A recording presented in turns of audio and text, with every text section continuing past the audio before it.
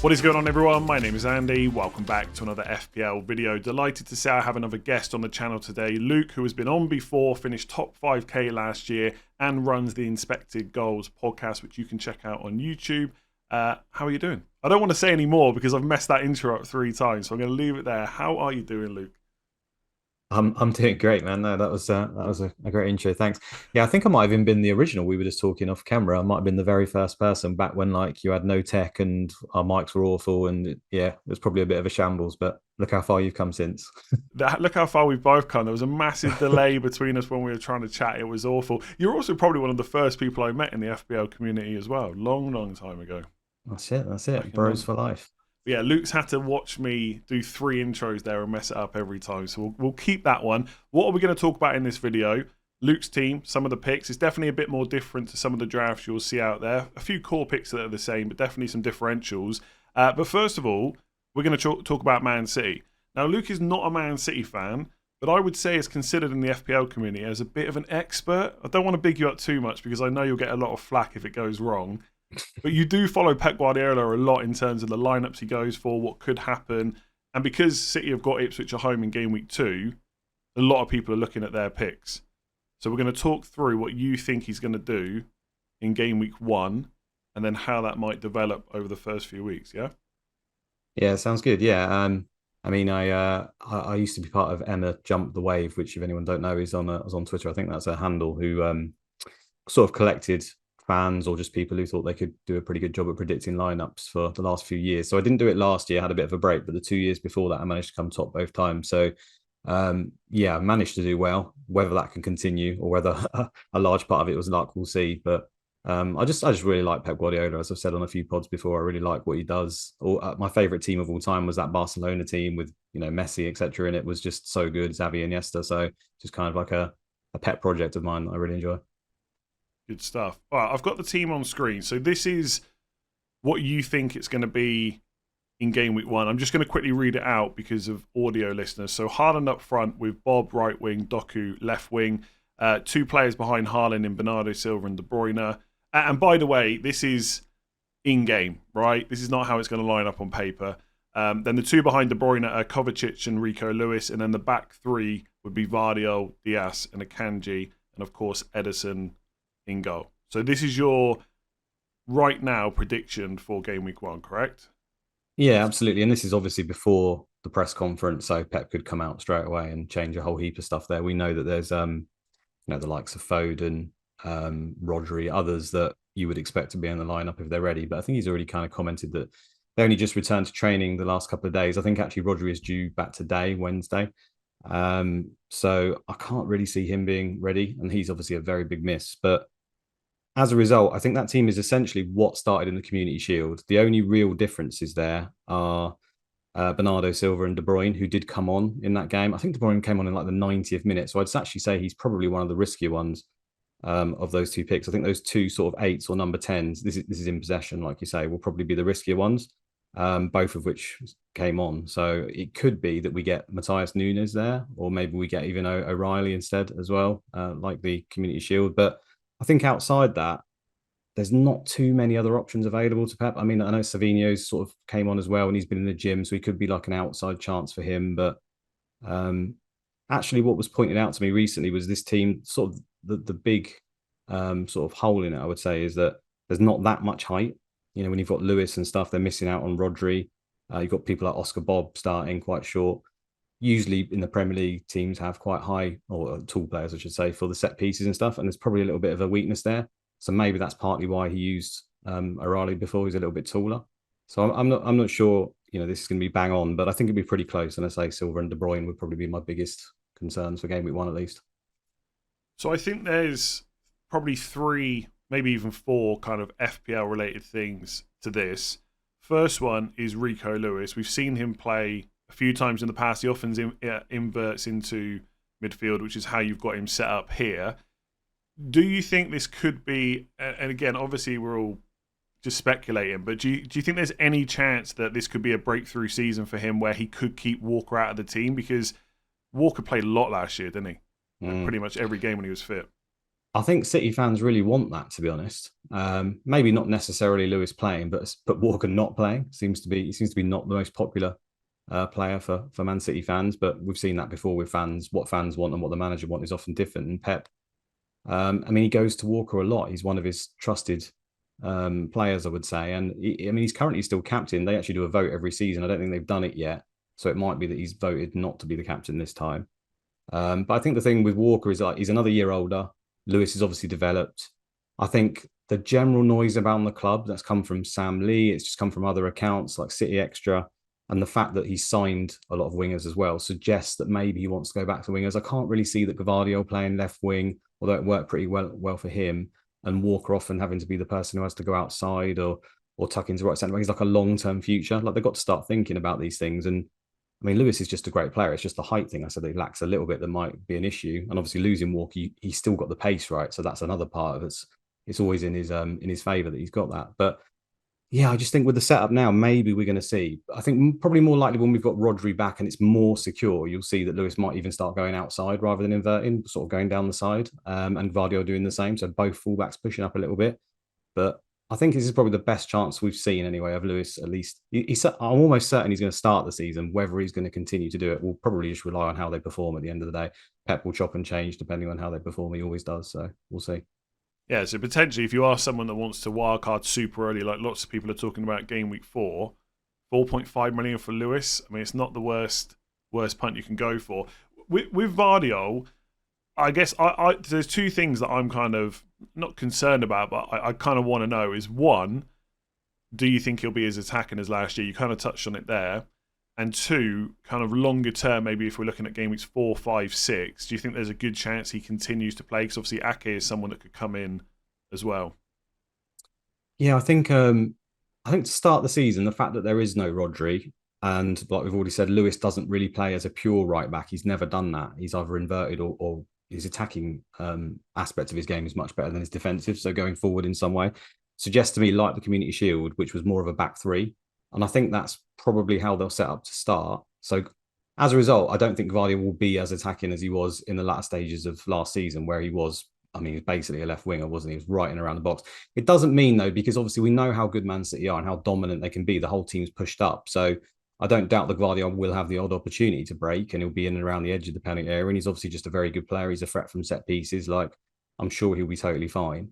I just don't think he'll be quite as attacking. As we move forward, and it is definitely a guess, I think that we might see basically both fullbacks pushed and then Rodri dip more into make a back three with the two centre backs. That's the only way I can really see that you can kind of fit in Foden, De Bruyne in the centre and then still play all these wingers that he's got. And it might be that these wingers take a long time to adapt. We have seen that under Pep a lot. So maybe it's that we're talking, 10 weeks rather than the next 3 or 4 weeks. But I think the fans and most people hope that that is what he's aiming to do, is to get these wingers more involved. And you mentioned in the post Charity Shield press conference that he's got all these wingers. He wants to see them go inside and out, wants to develop them. We know Pep says a lot of things, and whether he follows through is another matter. But the noises are good around the club that that's what they're looking to do. So let's see. I think there's a decent chance at least. De Bruyne's also is another year older. He can't play all the time. I think to begin the season, he's got a good chance without Champions League, but he's going to need a break every now and then. Therefore, Bernardo Silva sort of moving into his role alongside Foden in the middle kind of makes sense on paper. Yeah, and I guess if that does happen, that's how you fit them all in, right? If you're going to give De Bruyne a break, there's no need to have Foden or Silva starting wide. I guess that is the big question that people want to know. Oscar Bob is 5 million. You've got him starting game week 1, Chelsea away. It's like, how long's a piece of string, right? How long can he keep his place realistically? Because without Champions League, right, if De Bruyne is going to play, which I think most of us would expect him to when he's fit, and Bernardo's going to play central, and obviously you want to get Foden preferably central as well, like something's got to give somewhere, right? And it could be one of the wingers, maybe. Yeah, and that's why I think left wing is probably the position where I know on paper it's been touted that Jack Grealish and Doku are probably the favourites to play those positions. But I think we can see from last season, Grealish, it didn't really work out. He had his injury problems. Again this season, although all the noises were good around him and the training and the effort he's put in, he seems to have picked up a knock at like the worst possible time for him. And then you're relying on Doku, who I do think is obviously a fantastic player and a fantastic prospect. he actually done really well if you look at the stats over the season compared to other wingers in their first season for Pep Guardiola, like comparable to Mahrez, which is pretty good. He's probably one of the better ones that Pep's had over that period. But there's still some criticisms of him overall in terms of just all-round play for the rest of the team, and obviously being quite raw. So I think that's the area where you're like, okay, if we don't sort of play that left wing and we have like a Foden sort of hang on the left, but then come into a more 10 position to start with, that might work out. On the right side, then you're kind of only left with Savinho and Bob, alongside maybe the Bernardo Silva, like we said, if he goes back to that old school way. And I think the fixtures after game week 1, I think like if everyone was fit, you might see Bernardo Silva right wing versus Chelsea. That's like the classic thing that Pep's done. He uses those kind of players in the big games, and he uses Bernardo Silva in the big games on the right wing. But the games afterwards, like in games 2, 3, 4, particularly, I don't think you really need a Bernardo Silva there. So at the moment, Bob is obviously the fittest. He's the one who's been playing all the pre-season. There's a lot of talk around him. I mean, I don't know if you watched the game, but he just looks a very good player. I think he got man of the match in the Charity Shield. So yeah, I think he's in line. I think his main concern is obviously the fact that Savinho is there and he's got a big reputation as well. We've seen Pep in the past sometimes take a long time to embed players that come in properly. And then we've also seen completely the opposite. I can think of when Gabby Jesus came into the league. He basically benched Aguero. Like Aguero didn't start for the first few. People were like, oh my God, has he replaced Aguero? Like that would be unthinkable. It was the pressing, wasn't it? I think that was like absolutely. It was like a message. You need to do this. You need to do that. So I think at the moment, the way Bob's performing, there's no reason to think that he wouldn't play. But yeah, there are obviously world-class players everywhere, and anything can change in a moment, as we know. So I think that's gone. So I was going to say, I think anyone that kind of goes with the narrative that, well, if Bob keeps playing well, he'll keep his place. Like that, we've just seen so many times before. It could be opposition, it could be something he sees in training. Mm-hmm. He'll swap it. It doesn't matter if you've scored 5 and 5. Like there's still a chance he could swap it. So I think if you're going for Bob, and we're going to see him in your team in a sec, like you've got to do it knowing that it could change at any point. But there's got to be a good chance he gets the first couple of games. Absolutely, right? Yeah. Cool. Anything else you want to say about Man City before we take a look at your team? I mean, not much more than what you said, really. I mean, it's horses for courses, right? The team lineup, if everyone was available versus Chelsea, would be different to a home versus Ipswich. It was the same last season. You see different in home versus Forest. And I'm talking tactical setup and therefore players available, players popping up in strange positions. And maybe the last thing is just that I think for the whole time Pep Guardiola has been in the league, it's very uncommon for him to actually continue season on season with the same makeup that he had. We always seem to fall into that trap. So we could just all be blown away by a completely new setup that he comes up with. And I'm excited to see that if that is the case. Yeah, don't buy Man City players if you're going to panic the first time they get benched. That would be my general advice. All right, I'm going to bring your team up. I'm going to read through it, and then I just want to ask you about the couple of City players, or the 3 City players you've got. So it's Henderson in goal, Porro, Trent, and Lewis Hall back 3, Saka, Gordon, Eze, and Minter in midfield, Isak, João Pedro, and Haaland up front, and then Sells on the bench, so second 4.5 million goalkeeper, obviously Nottingham Forest, probably number 1, yeah, I think he probably is, and then Bob, Vardio, and Barco on the bench. So some of these picks we're seeing in a lot of drafts, but there's definitely some differentials in there. Just because we've literally just spoken about Man City, just quickly, Vardio, obviously there is a chance he could be used in an attacking way, but if he's not, obviously he's 6 million, the rest of 5.5, you got any temptation just to go for a different centre-back? Yes, to be honest. I mean, he's only sort of recently, you know what it's like. I don't know if you're the same, but I'm changing this like hour on hour, to be honest. So this is just where it is at the moment. He was Munoz in a lot of my earlier drafts for $1 million less. Basically, because I think the weeks that Munoz would actually play in this team, which is set up for rotation, are the same weeks that Gvardiol would play.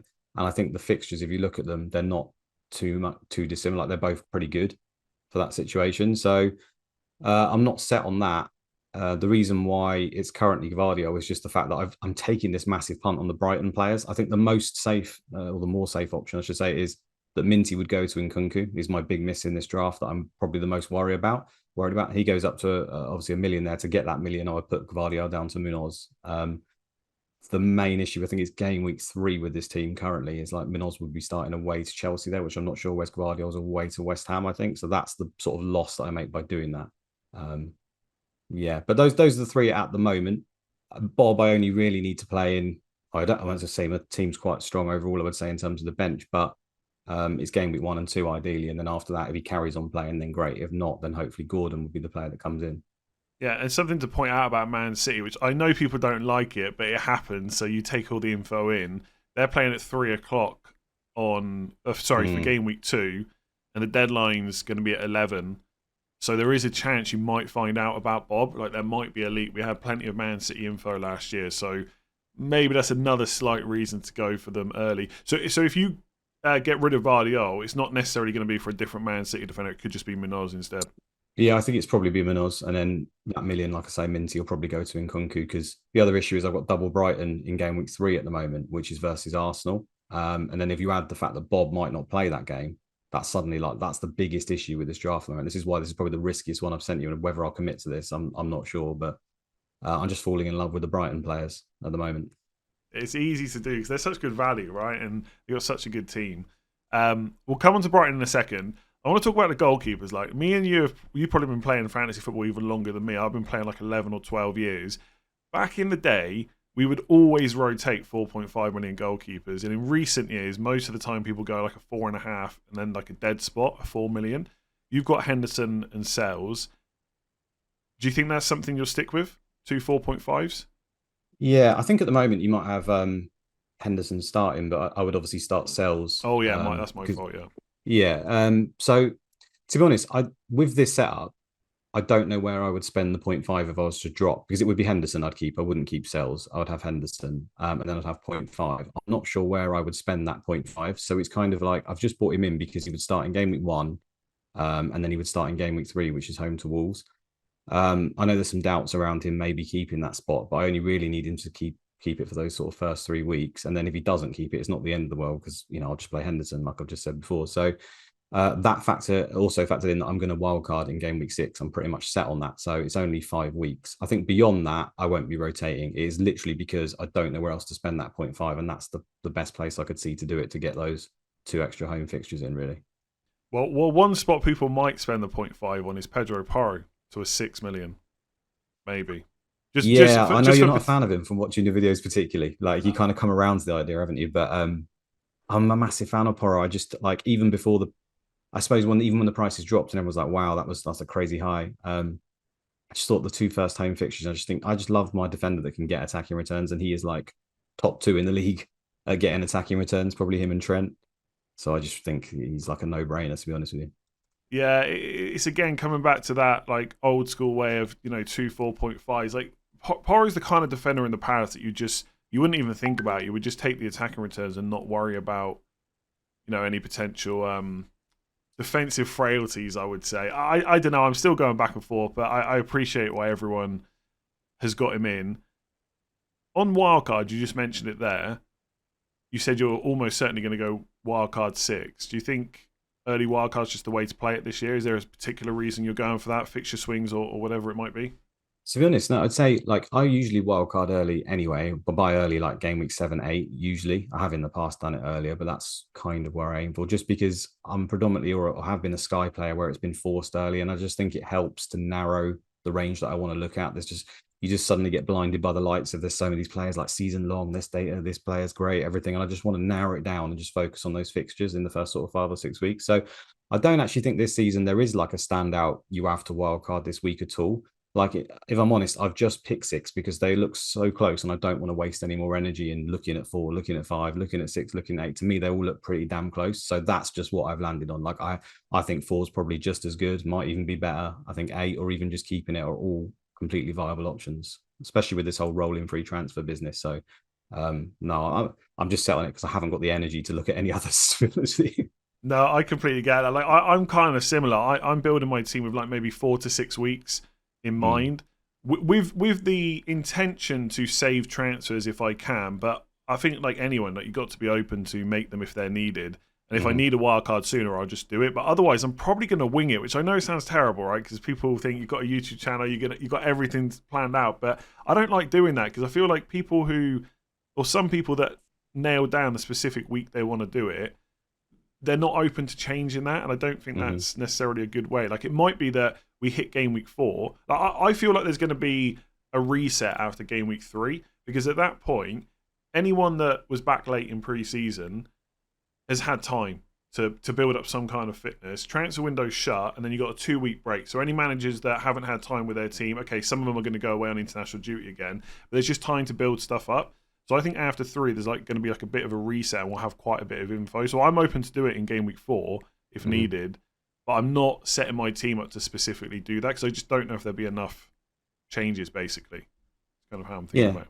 No, I completely agree. The one thing I would say is I think if you look at wildcard 4, 6, 8, or leaving it, the teams, although there are some minor tweaks, it's not like I think I've got a team full of like 3 Forest players or anything. Like most of these players, I would be happy to keep if it went Pete Tong. There are a few short-term picks in the side, like I think Barco, Hall. There's quite a lot actually in this draft because I am taking more risks. I say it's a more risky draft. Bob obviously is another one. Those in particular maybe sells. Like I wouldn't have them maybe if I was looking more long term. But outside that, like the others, I probably would be open to keeping because I just think they're good players overall, and I might even include them if I was just playing long term. Yeah, I think that's the way to do it. I think just be open to whatever comes about. It might be that early wildcard, might be that we save it later. Because like if you're starting with Arsenal players, for example, they're a big thing on wildcard 4, but they're also just good anyway. So yeah, I don't know. We'll see what happens with wildcard. Let's get back to your defence. Lewis Hall. Newcastle fans absolutely adamant he is first choice no matter what happens. Even if Gay comes in, most of them are expecting that Dan Burn will just go to the bench, even though he did play a lot at left back last year. Do you think he's going to get the minutes long term? Do you care about the long term minutes, or is it just game week 1? Well, yeah, in this current setup, again, if all goes well, I keep saying that, which it never does, Lewis Hall would play game week 1 versus Southampton, and then he would be on my bench in the next 4 weeks. I wouldn't actually use him because I've got that Gvardiol, Trent, Porro triple that pretty much plays, and then Barker comes into his good fixtures in 4, 5, 6. So it's literally just to play Hall in game week 1, home to Southampton. I really like Lewis Hall. I think he's a fantastic player. I think he's been mistreated overall by Chelsea. And he never got the yeah, but then I suppose he kind of seems like he got mistreated by Howe at Newcastle as well, which I found strange, right? So maybe we don't get to see everything, right? There's probably some stuff going on behind the scenes that we're not given the license to see. But I just think he's such a good player, and I think, like I've already touched on, I like my defenders to have some sort of attacking output. I think Lewis Hall could actually even potentially play like left wing back or left wing, not in the Newcastle team, but he has the capabilities to play inside, maybe get some share of occasional set piece. I doubt it because Gordon probably plays in Trippier, but I think he's kind of like the third person in line, maybe at least from the left hand side. It's just about that game week 1 fixture, and I think he's a player where if he does anything at all game week 1, he's one of these players that I think people will look at to sort of bring in, and therefore because the fixtures are still good after that, right? And then his price will start to go up. So that's kind of why I've punted there. Like last season, I ended up with an incredible team value, as you know, just by I think ridiculous. This is part of the reason. It wasn't just because of the early transfers. I kind of just looked at players that I thought have got the best chance of maybe going up early in the game. And I've tried to include quite a lot of these guys here, and I think he just fits that bill. I think he should stay in the team afterwards, but I'm not naive enough to think that he will because, as we've discussed, Eddie Howe's got a lot of options there and he's got his favourites, so that could easily change. Yeah, I've been thinking about team value. Like, I don't necessarily want to, I'm not going to build my whole team just trying to, get a bit of extra money early on. But you're right, cheap picks like that are low owned and with a good fixture, if they smash it straight away, like if he gets even just a clean sheet and bonus, like it could be a chance he goes up from that point because a lot of people won't realise he's probably going to start. And also just anyone I think with a good fixture game week 2, if they can get something in game week 1, obviously again because people are just so active at the start of the season. So, but this brings me on to Brighton because I think you've got the opposite there. Whereas they got Everton away in game week 1, United at home game week 2, and then Arsenal away in 3. Now I know and you know that Man United at home is not that bad of a fixture because defensively they were so terrible last year. I mean they have made some good signings. There might be some improvement. But on paper, I would say it's still a pretty good fixture. But I don't think that's how people in general will see it. And I think if Brighton, and I'm not saying don't pick Brighton players, I've got 2 in my team as well. I think if they blank against Everton, people are going to see Man United and Arsenal, and there could be fire sales. Any worries about that? Because if you're thinking about Lewis Hall for value up, are you worried about Brighton value down?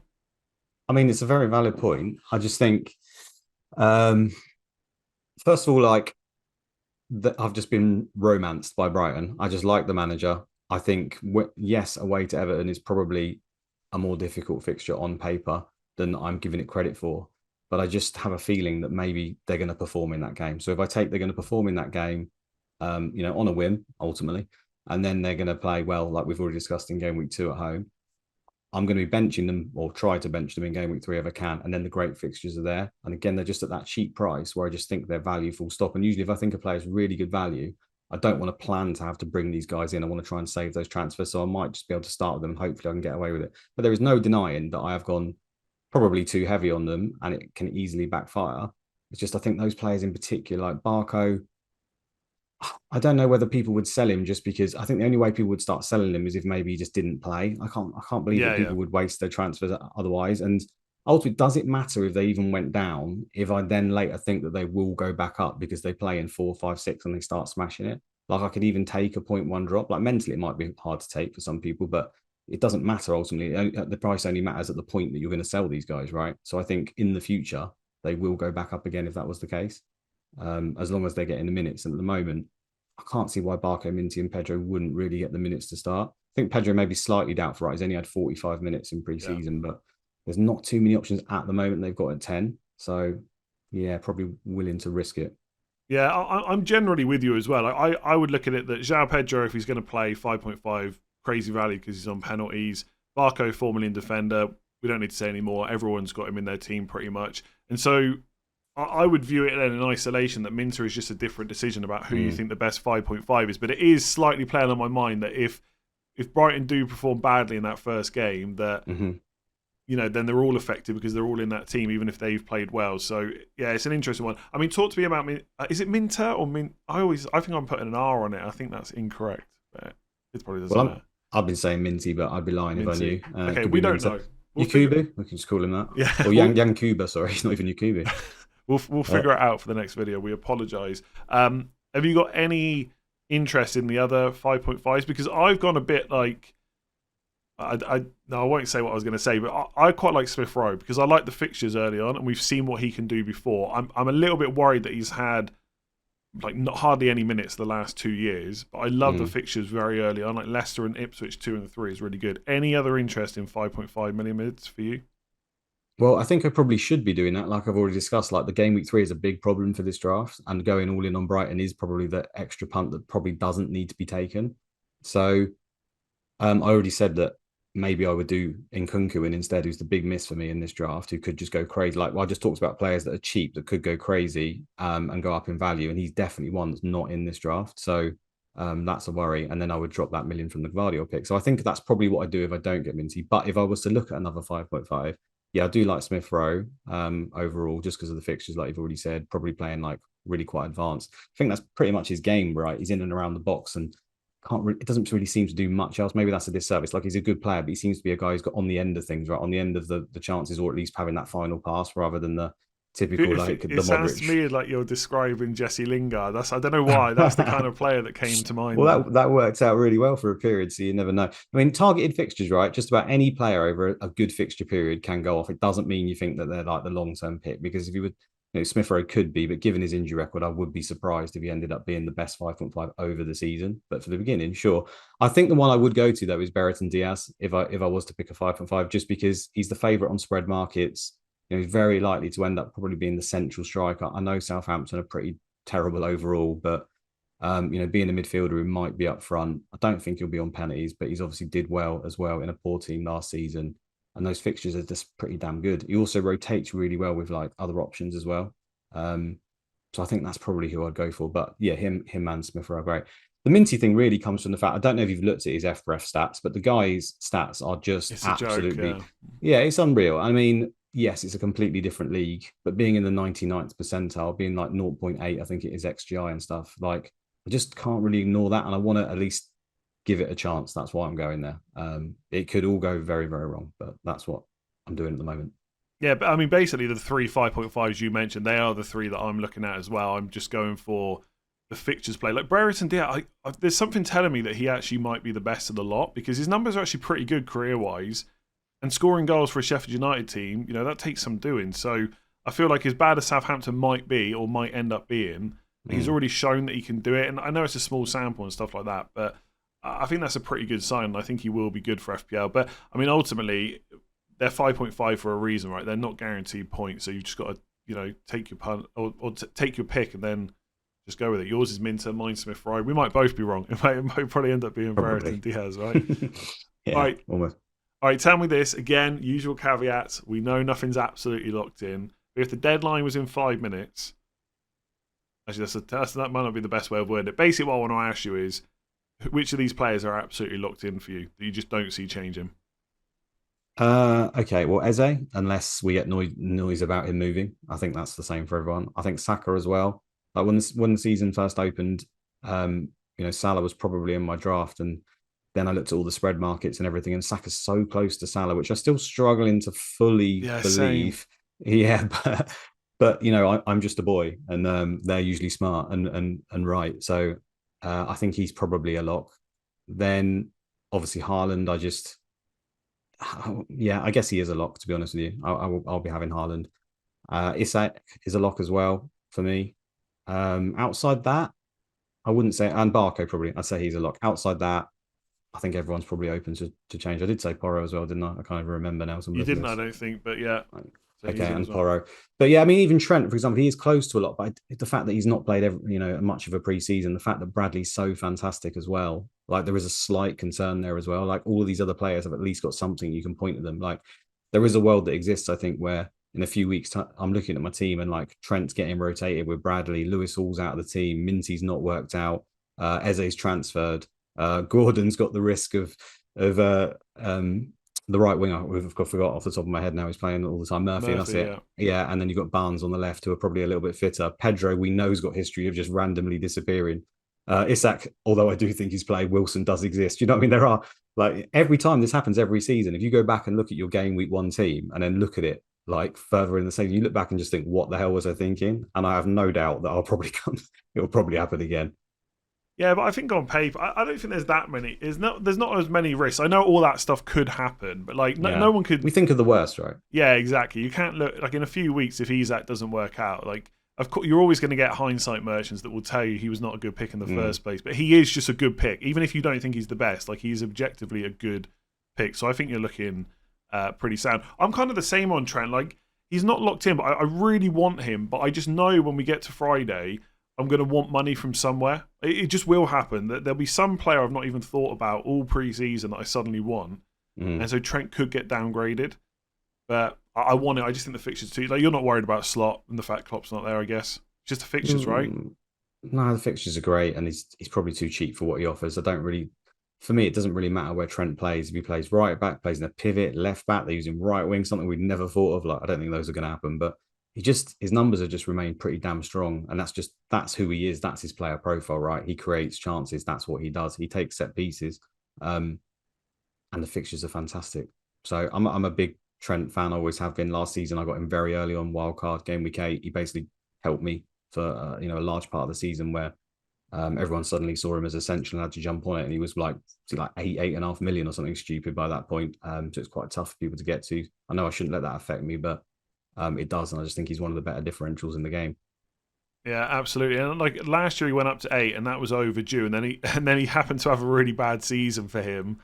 But we know what he can do. Like, even last year, he was the 3rd best defender for points per match. He just didn't play a huge amount because he still played 2,000 minutes, but most previous seasons he's got close to 3,000. He just had those injuries last year. So yeah, I think 7 million is a bargain. Any other players in this team you want to talk about? No, I think we've covered all of the basic ones really. Yeah, no, I think we've covered everyone. I don't think there's anything else to talk about, is there? Well, it looks solid. As I've said on other videos, if you want to get your team rated for free, links in the description. This one comes out 91%. It only comes out 91 rather than higher because I think it wants to captain Haaland, but I'm with you. Like, are you set on Isak captain, by the way? Probably. I wouldn't be. Too. I'll be open to Haaland, but the fact that Rodri's not there and other bits and pieces that probably don't really matter. No, but that's what I'm doing. I'm going like. I think sometimes you've got to create a narrative for yourself just to make the decision. And for me, I'm going with the Haaland's great, but Rodri is missing. And Foden, probably. Yeah. And like you said, De Bruyne has only got a few minutes. And I just think Isak, newly promoted side, at home, St. James's Park, it's just, it screams big score for me. So I'm kind of the same. Just quickly on your suggested transfers again, if you want to check this out, links in the description. I mean, I think these are not that surprising because, like you said, you've got some risky picks in there. I think one thing the model likes is taking out Haaland to get Salah. Do you see any chance of you dropping Haaland? I mean, you've just said he's locked in, so no, right? No, probably not, no. No. And then the same thing for Jonas came up is Muniz was recommended as the one in. Like, have you got any love for him? I think he's a good pick. I mean, he's solid.